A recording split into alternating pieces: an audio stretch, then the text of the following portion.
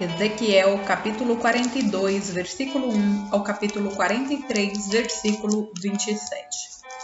Então o homem me levou ao pátio do templo, passando pela porta norte. Entramos no pátio externo e chegamos a um edifício com sala junto à parede do pátio interno. Esse edifício, cuja entrada dava para o norte, tinha 50 metros de comprimento e 25 metros de largura. Um conjunto de salas dava para o espaço do pátio interno, que tinha 10 metros de largura. Outro conjunto de salas dava para a calçada do pátio externo. Os dois conjuntos tinham 3 andares e ficavam um de frente para o outro. Entre os dois conjuntos de sala havia uma passagem com 5 metros de largura. Escondia-se ao longo dos 50 metros do edifício, e todas as portas davam para o norte. Cada um dos 2 andares superiores com salas era mais estreito que o andar abaixo, pois nos andares superiores precisava haver espaço para passagens na frente de cada um. Uma vez que havia 3 andares e eles não tinham colunas de sustentação como os pátios, cada andar superior era recuado em relação ao andar abaixo. Havia uma parede externa que servia de divisória entre as salas e o pátio. Entre as salas e o pátio externo, e que tinha 25 metros de comprimento. Essa parede acrescentava comprimento ao conjunto externo das salas, que se estendia por apenas 25 metros. Enquanto o conjunto interno, cujas salas eram voltadas para o templo, tinha 50 metros de comprimento. Havia uma entrada pelo lado leste do pátio externo para as salas. Do lado sul do templo havia 2 conjuntos de salas ao sul do pátio interno, entre o templo e o pátio externo. A disposição dessas salas era semelhante às da sala do lado norte. Havia uma passagem entre os 2 conjuntos de salas, como do lado norte do templo. Esse conjunto de salas tinha o mesmo comprimento do outro, e também as mesmas entradas e portas. As dimensões deles eram idênticas. Havia, portanto, uma entrada na parede voltada para o conjunto interno de salas e outra na extremidade leste da passagem interior. Então o homem me disse: essas salas ao norte e ao sul, que dão para o pátio do templo, são santas. Aqui, os sacerdotes que oferecem sacrifícios ao Senhor comerão as ofertas santíssimas. E, porque as salas são santas, serão usadas para guardar as ofertas sagradas, as ofertas de cereal, as ofertas pelo pecado e as ofertas pela culpa. Quando os sacerdotes saírem do santuário, não irão diretamente para o pátio externo. Primeiro, removerão as roupas que usaram enquanto serviam no templo, pois elas são santas. Vestirão outras roupas antes de entrar nas dependências abertas para o povo. Quando o homem terminou de medir a área interna do templo, ele me levou para fora pela porta leste, a fim de medir toda a área ao redor. Mediu o lado leste com a vara de medir, e tinha 250 metros de comprimento. Mediu o lado norte e também tinha 250 metros. O lado sul tinha 250 metros e o lado oeste também tinha 250 metros. Portanto, a área tinha 250 metros de cada lado e um muro ao redor para separar o santo do comum.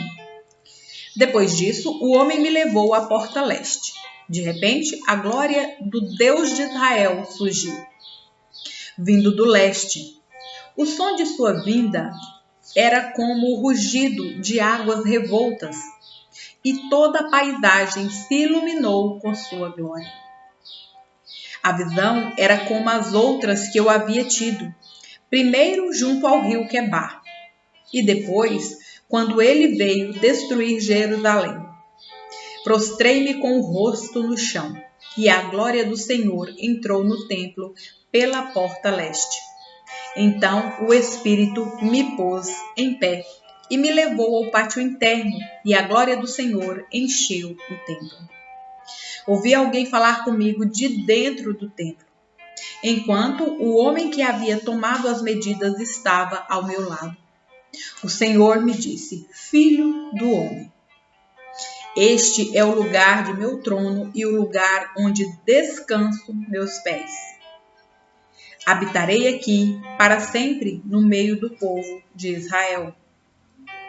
Eles e seus reis nunca mais profanarão meu santo nome ao cometer adultério, adorando outros deuses ou ao honrar relíquias de seus reis que morreram.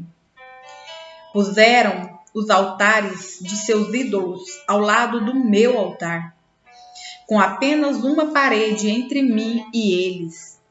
Profanaram meu santo nome com esse pecado detestável. Por isso os consumi em minha ira.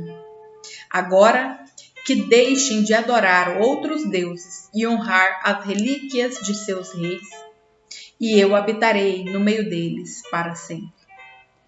Filho do homem, escreva para o povo de Israel o templo que lhe mostrei.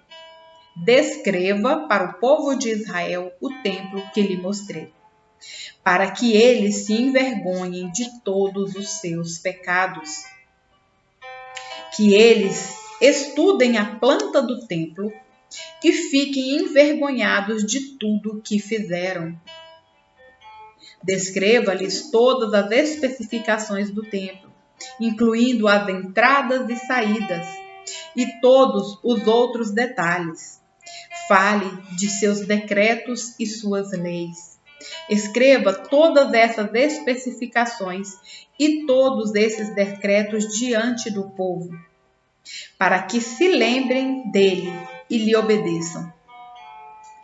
E esta é a lei do templo. Todo o alto do monte onde está o templo é santo. Sim, esta é a lei do templo. Vou repetir. E esta é a lei do templo. Todo o alto do monte está onde está o templo. Todo o alto do monte onde está o templo é santo. Sim, esta é a lei do templo. Estas são as medidas do altar. Há uma calha ao redor de todo o altar com 0,5 metros de profundidade e 0,5 metros de largura, com uma borda de 23 centímetros à sua volta. E esta é a altura do altar.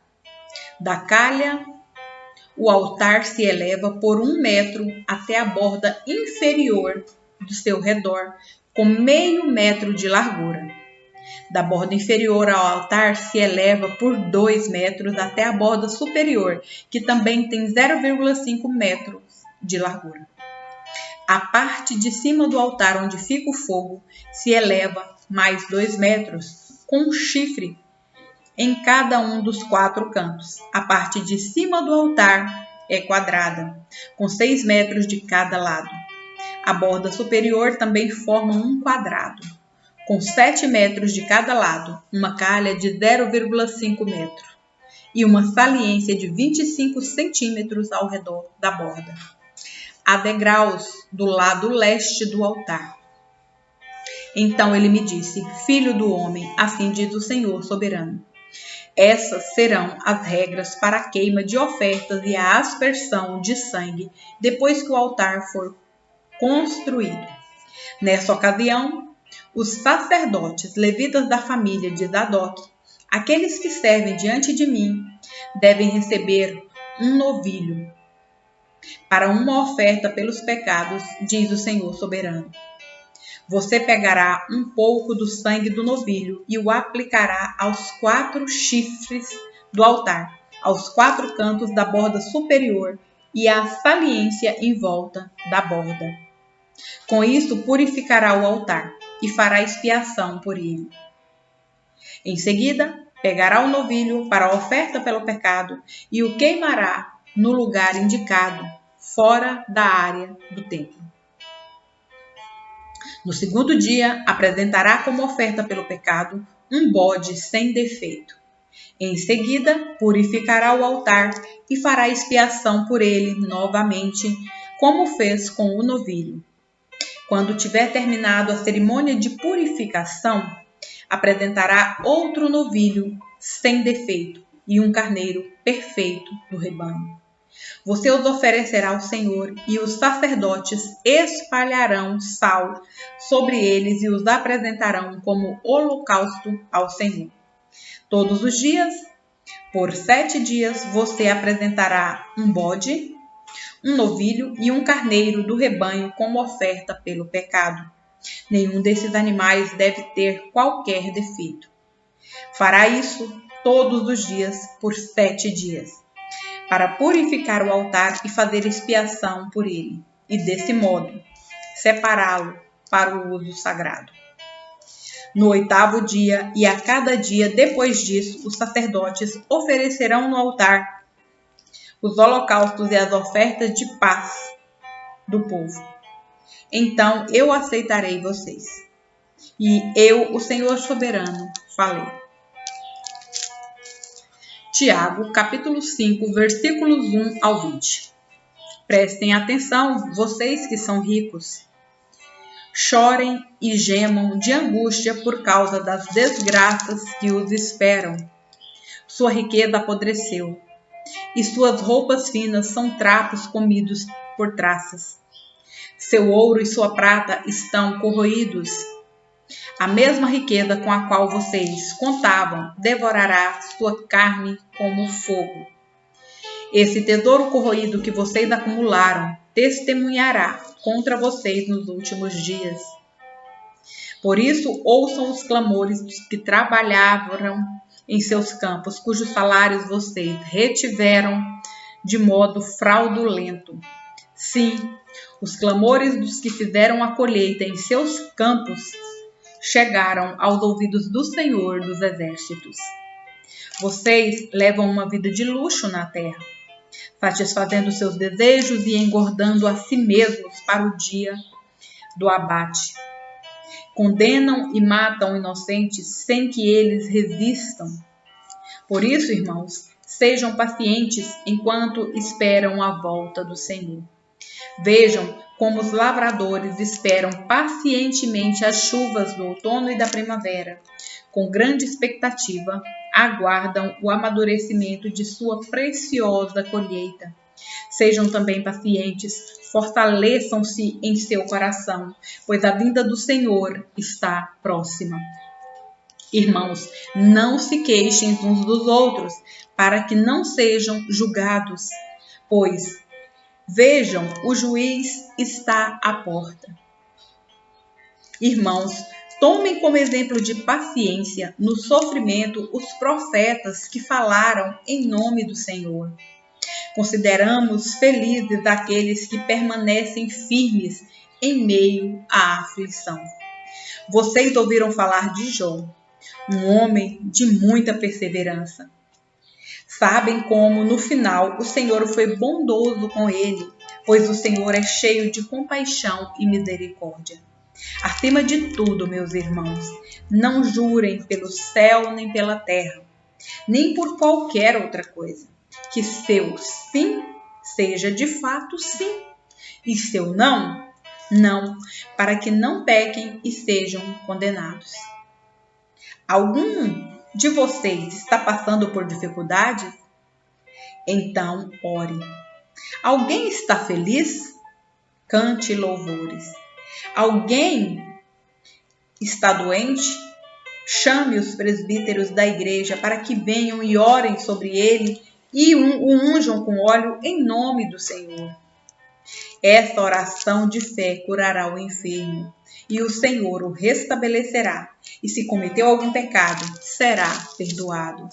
Portanto, confessem seus pecados uns aos outros, orem uns pelos outros, para serem curados. A oração de um justo tem grande poder e produz grandes resultados. Elias era humano como nós e, no entanto, quando orou insistentemente para que não caísse chuva, não choveu durante 3 anos e meio. Então ele orou outra vez e o céu enviou chuva, e a terra começou a produzir suas colheitas. Meus irmãos, se algum de vocês se desviar da verdade e for trazido de volta, saibam que quem trouxer o pecador de volta de seu desvio, o salvará da morte e trará perdão para muitos pecados. Salmos, capítulo 119, versículos 1 ao 16. Como são felizes os íntegros, os que seguem a lei do Senhor. Como são felizes os que obedecem a seus preceitos e o buscam de todo o coração. Não praticam o mal e andam em seus caminhos. Tu nos encarregaste de seguir fielmente tuas ordens. Meu grande desejo é que minhas ações sempre reflitam teus decretos. Então não ficarei envergonhado quando meditar em todos os seus mandamentos. Eu te darei graças por viver corretamente, à medida que aprender teus justos estatutos. Obedecerei a teus decretos. Por favor, não desistas de mim. Como pode o jovem se manter puro? Obedecendo à tua palavra. De todo o meu coração te busquei. Não permitas que eu me desvie dos teus mandamentos. Guardei tua palavra em meu coração para não pecar contra ti. Eu te louvo, ó Senhor. Ensina-me teus decretos. Recitei em voz alta todos os estatutos que nos deste. Alegrei-me com o caminho apontado por teus preceitos, tanto quanto com muitas riquezas. Meditarei em suas palavras e refletirei sobre teus caminhos. Terei prazer em teus decretos e não me esquecerei da tua palavra. Provérbios, capítulo 28, versículos 6 ao 7. É melhor ser pobre e honesto que ser rico e desonesto.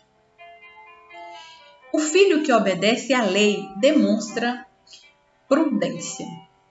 Aquele que anda com libertinos envergonha seu pai.